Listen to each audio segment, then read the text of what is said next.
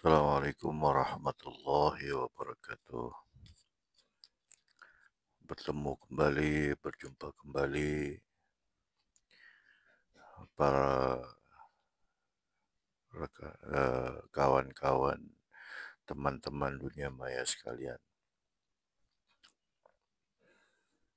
Semoga selalu dalam keadaan sehat, bahagia. Ya. Di kesempatan kali ini saya akan mengulas tentang ternyata apa yang dibawa para nabi dan rasul. Ya.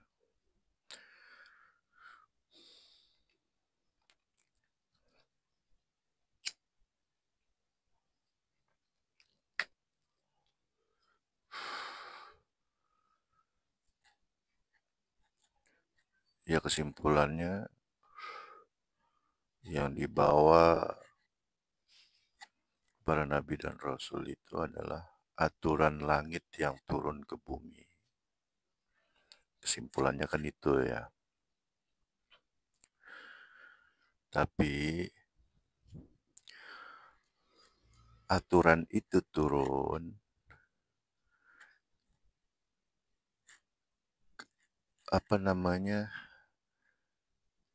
tidak bisa diterima langsung gitu. Padahal itu sifatnya sangat mengikat, baku ya.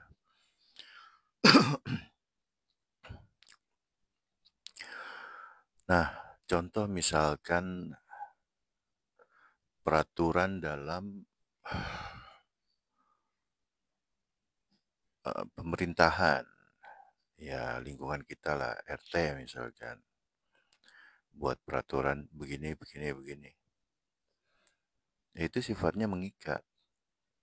Contoh misalkan tamu 1 kali 24 jam harap lapor. Ya, itu yang tertulisnya. Ya tujuannya supaya menghindari hal-hal yang tidak diinginkan. Nah, itu warga sangat mudah untuk mengerti, memaklumi. Dan tentu saja bisa dibilang hampir ya 95% ke atas itu setuju.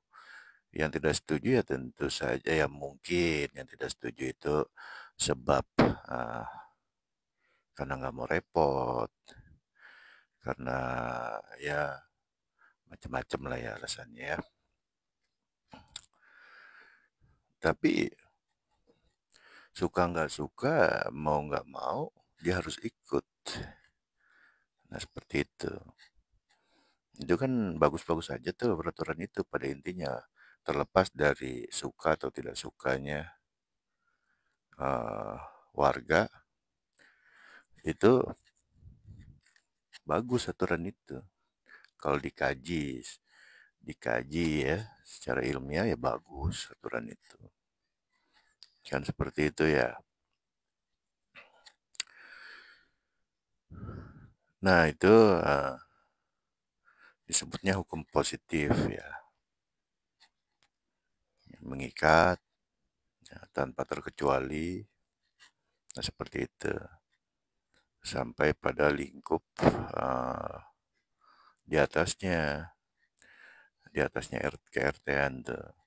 RT, RW, kelurahan, kecamatan,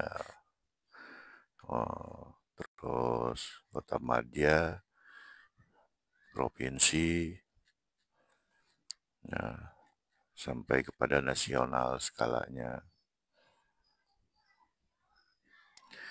Ya, peraturan-peraturannya, undang-undang, dan segala macamnya itu. Kalau dikaji, ya, positif semua, gitu. Adapun yang tidak setuju dan lain sebagainya, ya itu bisa dibawa ke ranah diskusi, kan seperti itu. Misalkan ada undang-undang baru lahir, tapi ah, bisa merugikan pihak mana, nah itu bisa diadakan diskusi. Ya seperti itu ya. Tapi intinya peraturan itu dibuat ah, supaya tidak kacau, tujuannya itu. Ya.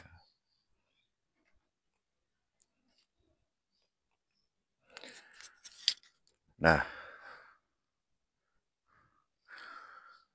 kalau peraturan agama sama,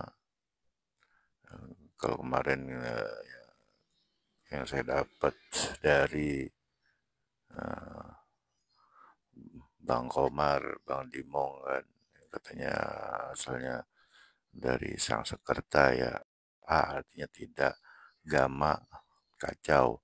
Asal kata agama itu dari bahasa Sanskerta artinya tidak kacau. A tidak, gama kacau. Tidak kacau ya paling maksudnya agar tidak kacau gitu. Ya.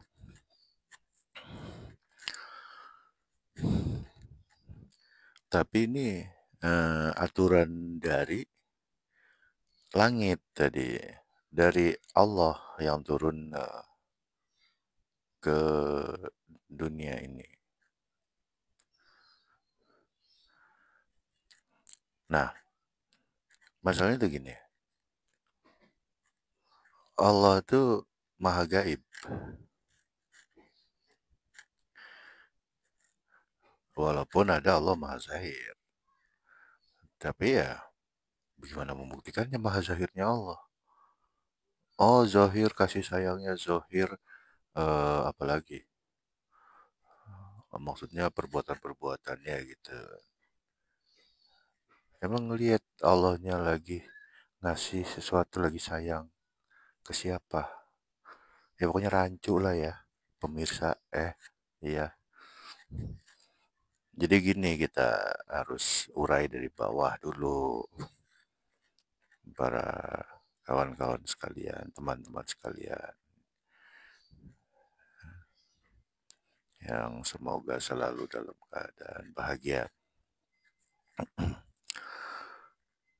Ya, yang paling logis untuk kita-kita ini, ya Allah itu maha gaib. Itu. Tapi saya tidak untuk menjelaskan tentang kemahagaiban itu. Kan dari tentang apa yang dibawa para nabi dan rasul kan.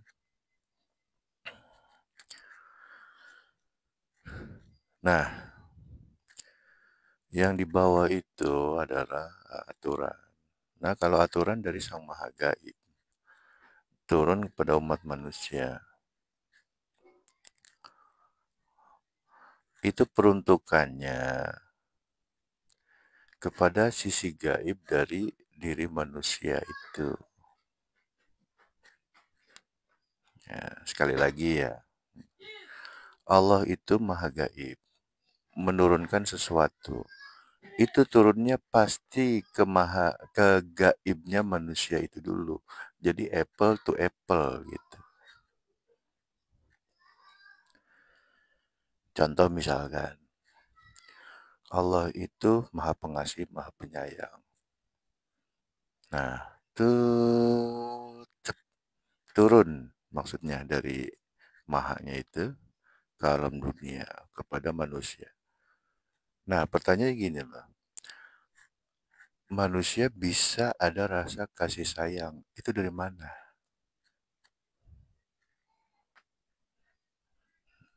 Ya, sebelum nanti dibahas, bisa jadi kasih sayangnya itu dari motivasinya udah dibalik batu lah, apa macam-macam. Enggak, terlepas dari itu dulu. Secara naluri, jangankan manusia ya, hewan aja punya sifat kasih sayang. Ya bener ya. Hewan tuh punya sifat kasih sayang. Kita semua tahu lah itu. Dari mana itu? Ini satu contoh gitu, sifat kasih sayang. Allah itu sifatnya kan banyak ya. Coba teliti itu. Dari mana? Ya oke lah kalau manusia banyak, mohon maaf, mungkin banyak rekayasa atau apa. Hewan dah. Dari mana sifat-sifatnya itu? Menarik ya, teman-teman sekalian ya. Gak ada yang kebetulan, teman-teman sekalian. Ya, jadi gampang ya tuh.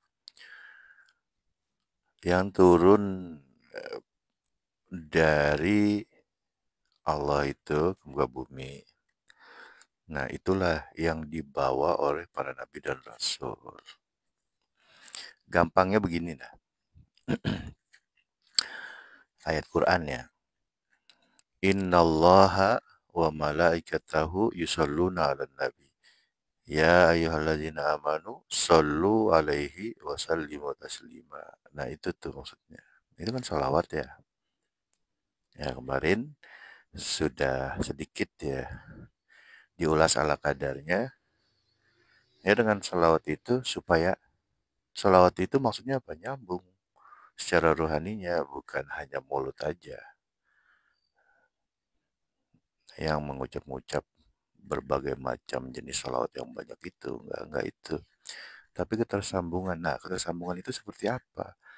Itu kan mungkin masih uh, asing ya di telinga kita.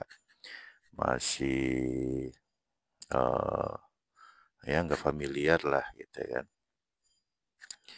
Jadi ya contohnya sekali lagi ya kawan-kawan sekalian. Innallaha wa malaikatahu yusalluna 'alan nabi. Nitik di sini nih. An-nabi. Ya ayyuhallazina amanu sallu alaihi wa sallimu taslima. Allah, malaikat, yusallun, bersalawat. Itu maksudnya sebenarnya memakai an-nabi. Ibaratnya seperti itu.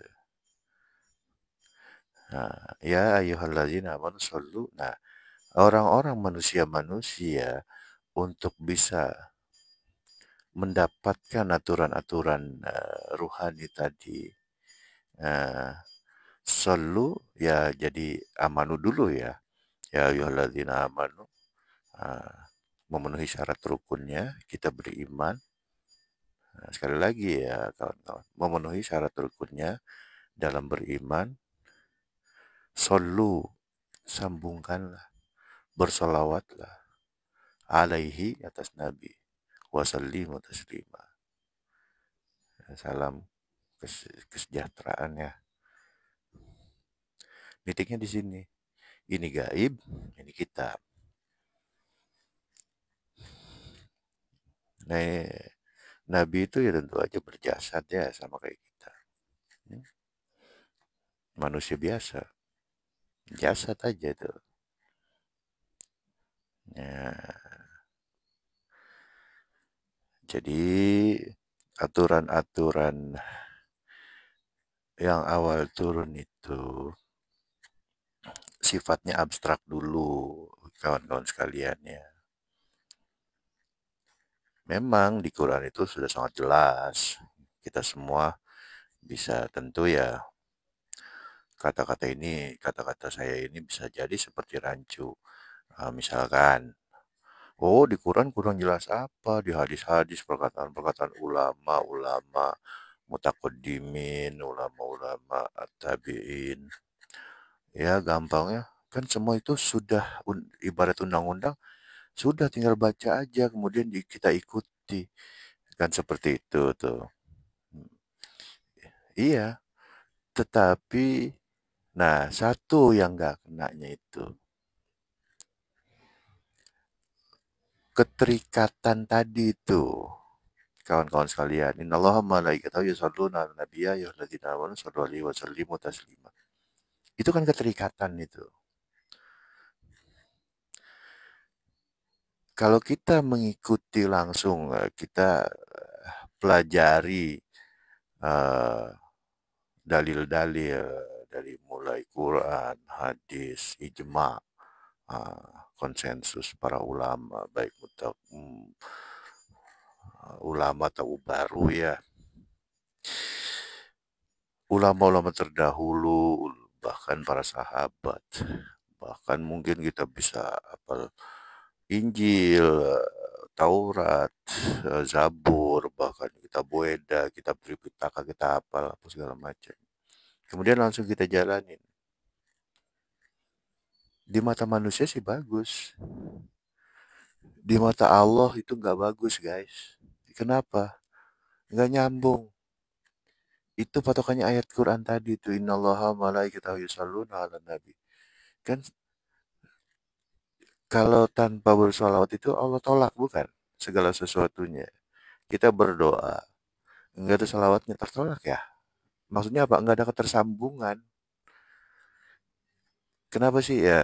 Misalkan lempar pertanyaan, kenapa sih kalau nggak nyambung itu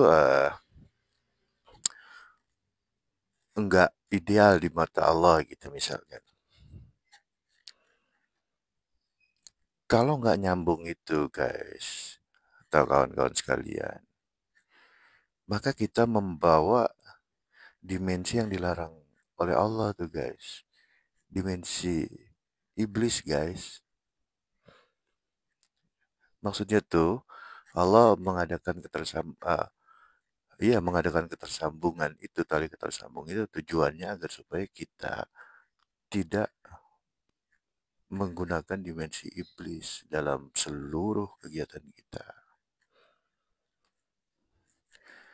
Agar hati kita tuh sesuai dengan tempatnya, sesuai dengan peruntukannya. Hati manusia itu peruntukannya hanya tersambung dengan unsur-unsur langit sebenarnya tuh guys. Bukan tempat perasaan untuk mengakses rasa-rasa yang di dimensi bumi. Enggak guys. Itu di dada tuh. Itu apa bahasanya? Lebih tepatnya di uh, otak kecil kita guys. Tapi kalau fungsi asli dari kolbu itu atau hati adalah ketersambungan guys. Dengan dimensi yang lebih tinggi. Ya seperti itu ya guys. Jadi maksud dan tujuannya adalah ketersambungan itu. Nah, itu sangat penting ternyata guys. Ketersambungan secara rohani. Ya, saya kira cukup sampai sini dulu guys. Nah, nanti bisa kita lanjutkan dengan judul apa yang dibawa para nabi dan rasul. Ya, terima kasih. Mohon maaf apabila ada kekurangan-kekurangan.